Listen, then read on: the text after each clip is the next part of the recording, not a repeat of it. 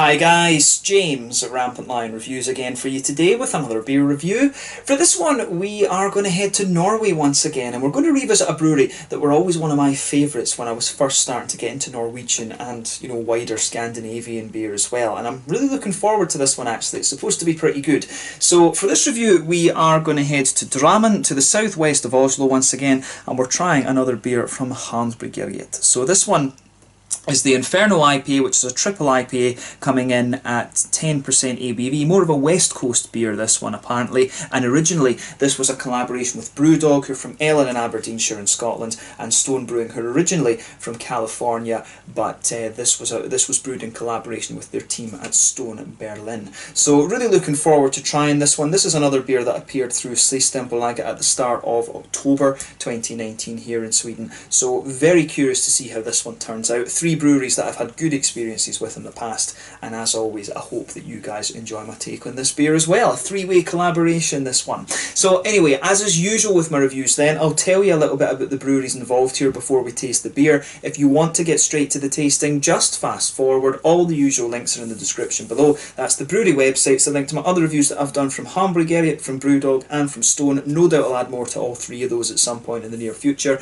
There's all the usual social media. If you want to see more beer reviews, do please consider subscribing to the channel. The whole channel of course has a geography based tagging system, so you can go into the home page and search for beer based on country, city, state, county, prefecture, whatever it is you're interested in. Do check out the playlists of beers from different countries. There is one there for the Norwegian beers, the Scottish beers, the American and the German beers that I've reviewed for you. I'm guessing that this one will probably appear in all four of those because, you know, it's all four of those countries are related to it. But as always, please do get in touch and let me know some of the other beers and breweries that you guys would like to see me review. It's always great to hear from you guys that are watching the videos, and the support that you show the channel is hugely appreciated. So anyway, on to my brewery notes then, and we'll start off with Haandbryggeriet, since these guys are the home brewery. So Haandbryggeriet, as I've told you before, can be found in the town of Drammen to the southwest of Oslo, and this town is located in Buskerud County and has a population of just around 63,000 people, and it started off as three separate seaport towns which were eventually merged together to form Drammen in 1811.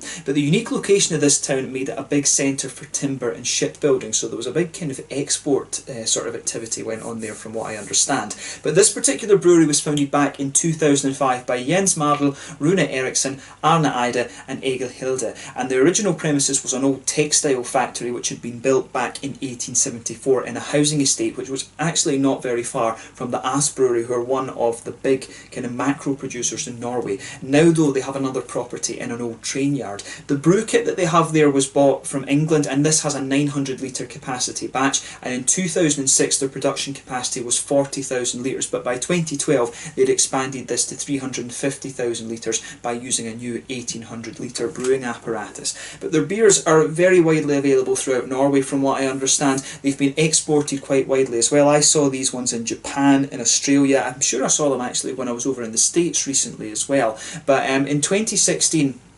a couple of the founders decided to retire, so the ownership structure of this brewery has changed a little bit, and they're now part of a brewery group with Alstman and Hufjell, the Seven Mountains Brewery in Norway too. So they are kind of part of a collective in the same way, I guess, that Cigar City and Oscar Blues over in America are. So there's a kind of collective company surrounds this one too. But these guys also import a number of American beers into Norway as part of the company as well, which is kind of interesting. So yeah, as I say, this was one of the first Norwegian craft breweries I encountered, along with the likes of Nugna. And the first beer I reviewed from these guys was the Norwegian Wood, which was a beautiful smoked kind of juniper beer, which I really recommend that you try. I mean, the Odin's Tipple, the Imperial Stout, is very nice. The Belgisk IPA that they do as well, the Belgian IPA, is a lovely beer as well. I mean, these guys were doing some very, very solid beers back in the day, and that they still remain as part of their core range, if you like. But some of the more adventurous modern beers, if you like, I think those are only released in Norway. The ones that we tend to get in other countries countries tend to be the ones that have been around for quite a bit of time actually. So maybe I need to go back to Norway at some point and try a few of the different beers that these guys do. That would be quite awesome actually. But yeah, that's all you need to know about Haandbryggeriet then. If you want to learn more, you can check out the brewery website. You can follow them on Facebook and Instagram to keep up to date with all the latest goings on. And of course, if you're interested in the different beers, you can look at the website, but the Rate Beer and Untappd pages are very good for that as well. Anyway, on to the next brewery then. So this one is the Scottish side of things, so Brewdog then. So Brewdog basically is the love child of two guys, James Watt and Martin Dickey, and they were founded back in 2007 at a small brewery in the Keswick Industrial Estate in Fraserburgh in the very northeast of Scotland. But more recently, of course, they moved their brewery operations to their new purpose-built facility in Ellon, Aberdeenshire. I believe they opened that up in around 2012. But these guys are known for being a very experimental brewery, and particularly for their strong beers as well. They held the title of World's Strongest Beer on 3 separate occasions with the Tactical Nuclear Penguins, Sink the Bismarck and the End of History. They were in a sort of competition with Schwarzbräu from Germany to hold that, but really these guys are largely inspired by the American craft brewing renaissance, and Stone Brewing, of course, they cite them as a big influence on their beers themselves. If you tried the original Punk IPA, you could really see the similarity between that beer and the Stone IPA actually. But these days they've got several pubs throughout the UK, and these began opening in Scotland back in 2010. The first one was the Aberdeen one next to Marshall College. I was there on the opening night and met James Watt, Martin Dickey and Stuart Bowman, who was the original brewmaster. Stuart Bowman was a very, very nice guy actually, and they've expanded these, you know, 100-fold since then. They've got places all over the world now. I think the furthest one, the one that you'll find furthest east, is in Tokyo, and they've got operations down in Australia now as well, and I think the one that's furthest kind of west is probably the one in Sao Paulo in Brazil, but they're dotted all across Europe these days. But these guys for a period of time were the largest independently owned brewery in Scotland, and a lot of the expansion that they underwent was because of their Equity for Punk's shareholding programme, and this is where fans of the brewery could basically buy shares, and this gave them lifetime discounts on the web shops and in the bars and all of these kind of things. In more recent times they've opened up another brewery in Columbus in Ohio. They've got a hotel that goes with that as well. They're currently working on another brewery in Brisbane in Australia, and they very recently took over Stone Brewing's facility in Berlin as well, and that was, I think, just this year actually that they've taken over that. But they've also began distilling some spirits as well, which are sold under the name Lone Wolf Distillery, and they finished their Overworks as well, which is producing all the sour beers, and those are produced in Ellon in Aberdeenshire, and they started to release those in early 2019 too. So a brewery that are a bit of they're a bit of a jack of all trades, to be honest. I personally feel that the quality of the lighter beers has dropped recently, but there's been a few very good lighter beers such as Hazy Jane, and I've heard the East Coast Crush is very nice as well. One of my old favourite beers was the Hardcore IPA. These guys used to be very good at the West Coast IPAs back in the day, but the stouts and things like that have always, the darker beers have always maintained a good level of quality, but they're now partially owned by the same company that own Pabst Blue Ribbon as well actually. So Brewdog has kind of evolved from being a sort of small microbrewery into a very kind of big corporate machine, if you like. These guys are probably one of the biggest craft breweries in the world actually, now that I think about it, like brewing in Scotland, Berlin, Columbus and then in Brisbane, and they were talking about opening up a brewery in Asia at some point as well, which is kind of interesting too.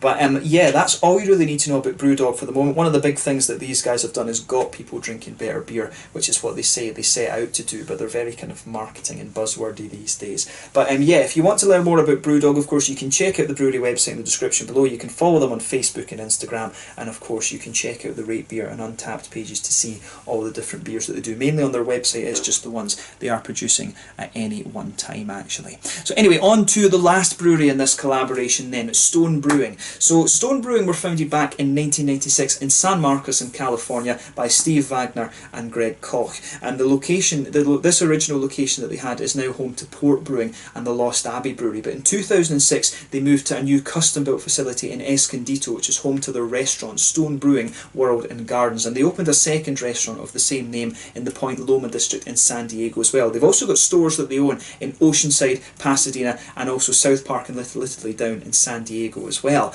But in 2014 the brewery brewed around 287,000 barrels of beer, and this made them the 9th largest craft brewery in the USA, and I think they have actually managed to maintain that sort of level of brewing, but they might not still be 9th anymore.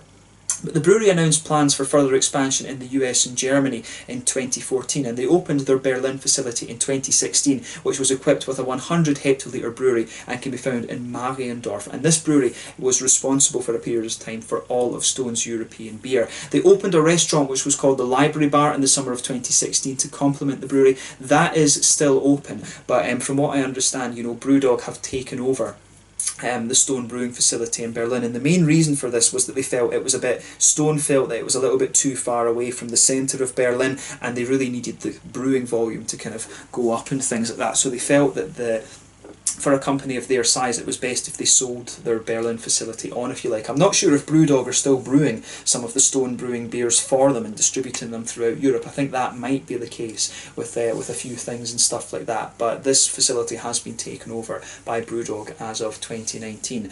But that same year, though, 2016, they also opened up a brewery in Richmond in Virginia, which began operations in July, and they've also opened up a facility in Napa in California too. But today, they employ well over 1,000 people, and like I said, they're one of the top US craft breweries by production volume at the moment, and you know, they're very well respected. Stone Brewing are a very kind of interesting brewery, and one of the first American ones that we really started to get over here of the new wave of American craft breweries behind Sierra Nevada and Anchor Brewing and things like this too. So yeah, I really need to review some more Stone beers for you on the channel. I've not been able to review all that many of them for you over the years. Ruination and things like that are a couple of ones that I would love to have a go at, so I'll need to see how I can make that possible over the next little while. But a very well respected American craft brewery, this one. It's a bit of a shame they had to shut down, or they had to sell on their Berlin facility, but they do still have their bar there in Berlin too, which hopefully I can go and visit at some point soon. I need to go around Berlin and visit a few more of the different beer places actually. That would be quite cool. But yeah, that's all you need to know about Stone Brewing for the moment. If you want to learn more, again, check out the brewery website. You can follow them on Facebook and Instagram, and you can check out the Rate Beer and Untappd pages to see all the different beers that these guys have done. So yeah, let's get on and actually have a taste of this beer then. So as I mentioned to you earlier, this beer is a 10% triple IPA. I actually thought when I ordered this one that it might have been like a chili IPA, and I was dreading it actually, but then I read it is just a kind of triple IPA, this one. I remember Brewdog did they did a couple of these chili IPAs a little while ago, a couple of years back, and they were horrendous. They were horrible actually. I just really did not like them. So chili IPAs is something I've never taken to, but some of the imperial stouts, the chili imperial stouts, they can be nice if they're done properly. But it says on the back here, this is a collab with our friends from Stone Berlin and Brewdog. The craft beer scene is all about friendship, discovering new tastes and hops, lots of hops, in a world of wonderful new juicy IPAs. This beer is a salute to the classic West Coast IPAs. So yeah, I think this beer must be fairly new compared to some of the other ones that they've done. But there you can see the Haandbryggeriet symbol on the top of the beer there. There you can see the old school Brewdog one. I don't know why they're using that one rather than the new one, right enough. I'm not quite sure. But there you can also see the Stone Brewing Devil guy, and the Haandbryggeriet symbol is basically just this handprint that you can see going around the beer, and you can see on the back label there that it is quite nice too. But yeah, let's get this guy out then and we'll get on with the tasting. It didn't say on the website what hops and stuff were used in this one, but we might be able to have a guess of that from the taste. But yeah, you can see nice little bit of smoke on the opening. Let's get it out and into the glass then. As I've said to you many a time on the channel, I've really been missing my my West Coast IPAs. I miss that big kind of caramelly malt base and things that you used to get out of these beers.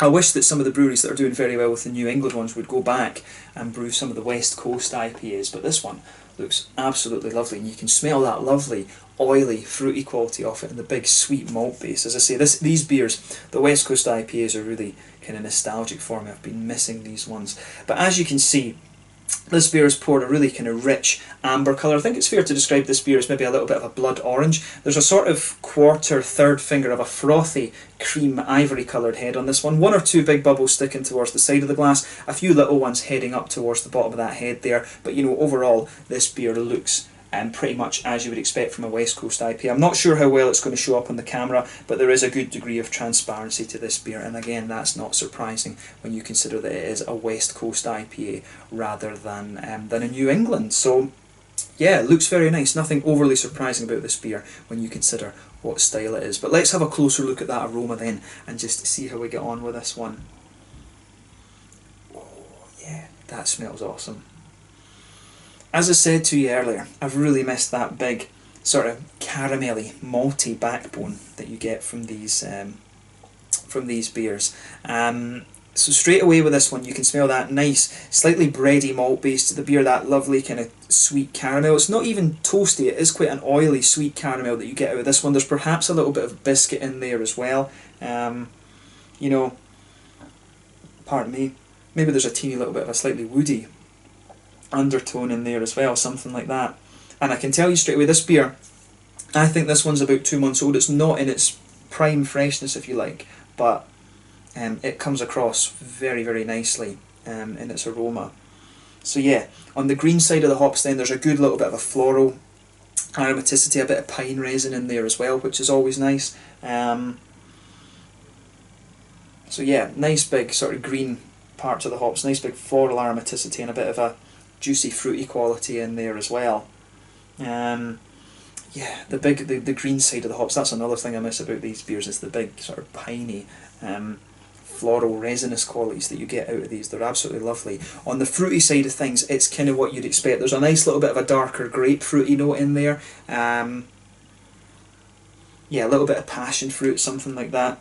And you've also got, how do you say, you've also got a little bit of an orangey quality. I wouldn't be surprised if there's a bit of Amarillo or Mosaic or something like that in here. I'm not sure how old this beer is right enough. I reviewed the Fair of Vlama for you from Haandbryggeriet a few videos back actually, and that was a really nice old school West Coast IPA, and that one's been around for a good few years, so there was a few of the more old school hops in that one actually. But the way that this beer kind of goes together, it kind of reminds me of the same. I mean, maybe there's a bit of Chinook or Columbus in there as the backup, you know, the sort of backbone hop, bittering hop, and that would explain some of the sort of grapefruity pine resiny notes. But in terms of the aroma hops, I'm not quite sure. There's a bit of orange to this one. There's a little bit of a kind of more passion fruity note, a bit of a darker passion fruit, which may indicate like Simcoe, or if it's a more modern hop that's in there, it might be like Galaxy or Sabro or something like that in there. Idaho 7 is another one. But yeah, overall, the aroma of this one is quite juicy and fruity. I mean, it's got a nice sweet caramelly backbone, big sort of floral resins to it, some grapefruits, passion fruits, and a little bit of an orangey quality there. I mean, this is a pretty, you know, West Coast IPAs. It's a bit weird to say that they're old school, because that's what I kind of got into IPAs with, but compared to the New England ones, these ones are a little bit more kind of nostalgic and things like that actually, but it's a style that I absolutely love. So take a bit of time and just enjoy the aroma of this one before you get stuck in, but this is exactly what you would expect from a West Coast IPA. You can smell the big malty presence in this, and that's what you'd expect from a big 10% kind of triple IPA beast like this. So yeah, take a bit of time and enjoy the aroma, but we'll see how we get on with this one then. This one is the Inferno, a triple IPA coming in at 10% ABV from Haandbryggeriet in Drammen in Norway, Brewdog in Ellon in Aberdeenshire in Scotland, and it was brewed originally in collaboration with the Stone Brewing Berlin team actually, who are originally from San Diego in California. But let's get stuck in. Slàinte, skål, prost.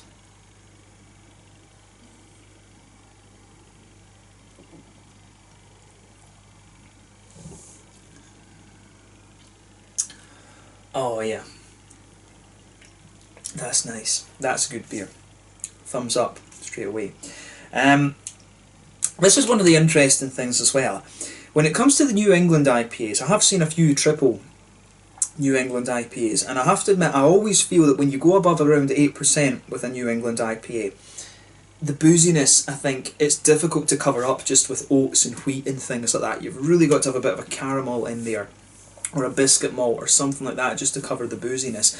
You don't find that problem with the West Coast IPAs. I mean, if you offered me a triple West Coast IPA versus a triple New England, 99% of the time, I'm sure I would pick the you know, the West Coast triple IPA. I think it's a lot easier to do triple IPAs in the West Coast style. But like I say, it's just kind of sad, to be honest, because this style has been, or this sub-style I guess I should say, has been largely forgotten about in favour of the big kind of hazy, juicy things. And a lot of the new start-up breweries in Scandinavia and further afield, they are just focusing on New England IPAs. I really wish that there were more West Coast IPAs out there actually. So if there are, if some of you guys are watching and know some more kind of new brewed West Coast IPAs. Do let me know those in the comment section below, because I'd love to try some more.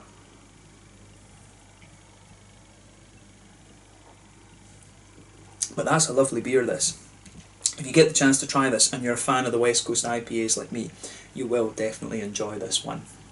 But yeah, let's try and break this flavour down a little bit then. So, middle of the palate, you're going to feel that nice smooth, there is that nice kind of smooth, pale malty, bready quality there. The further you go into the aftertaste, that flavour's going to evolve a little bit, I think, to be a little bit more kind of brown bready, which is interesting. I really think it does become a little bit more kind of brown bready the further you go into the aftertaste. But with this beer, the middle of your palate is really nice. I mean, there's a lot of sweet caramel in there. It comes across as being a little bit toasted the more you kind of concentrate on that flavour as well. And as you move out from the centre of your palate, you perhaps get just a little bit of a biscuity quality to this beer as well. But if you go to the front corners of the tongue and then move in a little bit, you'll get a little touch of a kind of woody flavour to this beer also, which is nice.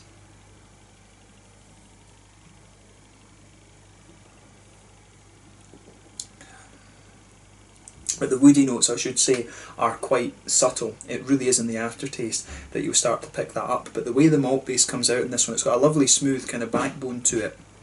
But it's also got a very nice kind of sweet, slightly toasty caramel note to it. But you can feel the booziness out of this one. You will get a good little bit of an alcohol warmth just coming out of your chest here. You can really pick that up with this one. I like how it goes together. Solid West Coast IPA malt base with this one, and that's one of the hard things to get right with this style actually. So yeah, pay attention to that. That's the kind of pinnacle of the West Coast IPAs, along with the big bitterness that you get.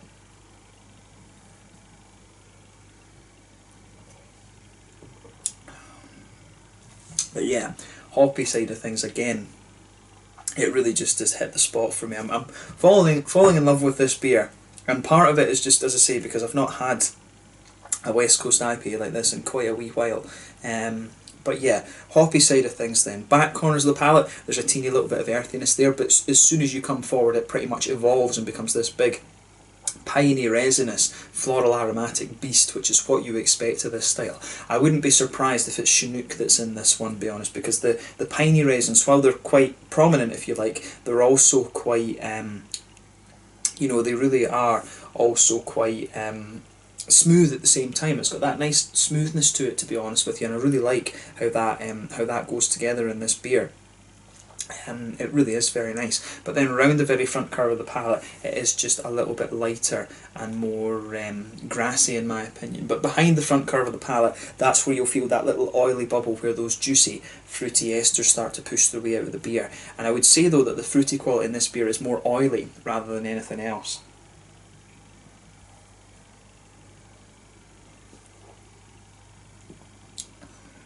Yeah. And I think for me, I'm pretty sure, going by the hop flavours in this, I think it's a more... I do think that it's a little bit more of a... how do you say? It's a little bit more oily, and it's a bit more of an old school hop that's in here. I'm pretty sure about that. So if you go to the back of that oily bubble there, you will get a little bit of the darker kind of grapefruity notes, but if you come further forward from on that, you'll get a little touch of maybe the lighter kind of passion fruity notes. There is an element of tropical fruit to this, but mainly for me, the fruity notes that are coming out of this one are quite orangey, so I really wouldn't be surprised if there's a bit of Amarillo, or if it's a more modern hop, of course, it could be like Mosaic. Azaka would be another possibility, to be honest with you. Sabro, I think, can give you a little bit of orange too. You've got Pacifica from New Zealand and Mandarin of Bavaria from Germany, of course, but I'm pretty sure that the hop that's in this one is most likely to be Amarillo, perhaps Mosaic, that's giving you these big orangey aromas. The further you go into the aftertaste too, you can feel a little bit, there is almost a little, for me there's a little touch of a slightly dry limey note, if you like. I don't know if it's quite lime, it might be just some of the grassy kind of hangover that this beer has. You can really feel that coming out the further you go into the aftertaste as well. But I mean, in terms of its flavour profile, this beer is very, very well done. It's really nicely balanced. You will get the big booziness out of that, and at 10% you can you can excuse them for that. You will get bitterness out of that. So you will get booziness and bitterness indeed out of a triple IPA that is this kind of that is this level, but this is a very, very nice beer, and you've got 3 very good breweries involved here who were very good at these styles. They don't brew them all that often anymore, right enough, but definitely one that you want to check out if you get the chance. This is a lovely, lovely beer, so big thumbs up from me. As I say, let me know some more West Coast IPAs in the comment section below. I'd love to review some more of these that are new brewed throughout Europe and further afield. But yeah, in terms of the mouthfeel of this one, then this is definitely a full-bodied beer. I don't think there's any doubt about that. Yeah, full-bodied. Carbonation's very smooth. The mouthfeel overall is really quite big and oily. There's a lovely big hoppy bitterness to this one. It's I think in terms of IBUs, you must be looking about 60 or 70 with this one, maybe even more than that. Like I said, this beer, I suspect it's about 2 months old, so the hoppy bitterness has dropped a little bit actually. It's not in its prime, if you like, so bear that in mind with this review. I'm reviewing it not quite at its freshest stage, but even then it's still got a big hoppy bite to it. There's a nice bit of there's a good bit of sweetness in the malt base there, but it's got a nice kind of smooth undertone as well. The caramel malt in this really pushes its way out the further you go into the aftertaste. The big piney resins, the caramels, and some of the juicy, the oily fruits actually, those are what really linger into the aftertaste. And like I just said, you've got a nice oily, fruity quality to this one as well. So sweet in its malt base with a little bit of a smooth backbone there. Big hoppy bitterness, about 70 IBUs I reckon, and some nice big oily fruits. It's everything that you would want from a triple IPA or imperial IPA, however you want to call it. But it's a very, very nicely done beer, this one, and I'm glad that I was able to review this for you. So big thumbs up to all 3 of the breweries involved in this one. They've done a cracking job here. So yeah, let's just leave it at that. It's been awesome to review this beer for you. I love my West Coast IPAs, as I've repeated a few times in this video, so do give me some other West Coast recommendations in the description below. This is a style I would love to get back to reviewing a bit more. It's just hard when everyone is doing New England IPAs these days. So yeah, let's leave it at that. Once again, thank you for watching my beer reviews. Until the next time, please like, subscribe, share, all the usual YouTube stuff. Pardon me. Let me know your own thoughts on this beer in the comment section below. Let me know what your favourite beers are from Haandbryggeriet, Brewdog and Stone, of course. I'm sure I'll review more from all 3 of those breweries in the near future. Let me know what give me some other West Coast recommendations, as I said, and I really thank you for watching this beer review, and let me know your own favourite beers from all of these breweries. I think I'm repeating myself now, but thank you again for watching, and I will catch you guys very soon. This is the Inferno Triple IPA at 10% ABV, brewed by Haandbryggeriet in Drammen in Norway in collaboration with Brewdog, who are from Ellon in Aberdeenshire in Scotland originally, and Stone Brewing, who are from the San Diego area in California, but this was brewed originally with their team that they had in Berlin in Germany. Thanks again for watching, and I will catch you guys very soon. Make sure you check out this beer, and I hope to see you guys soon in another review. Slàinte, skål, prost, cheers.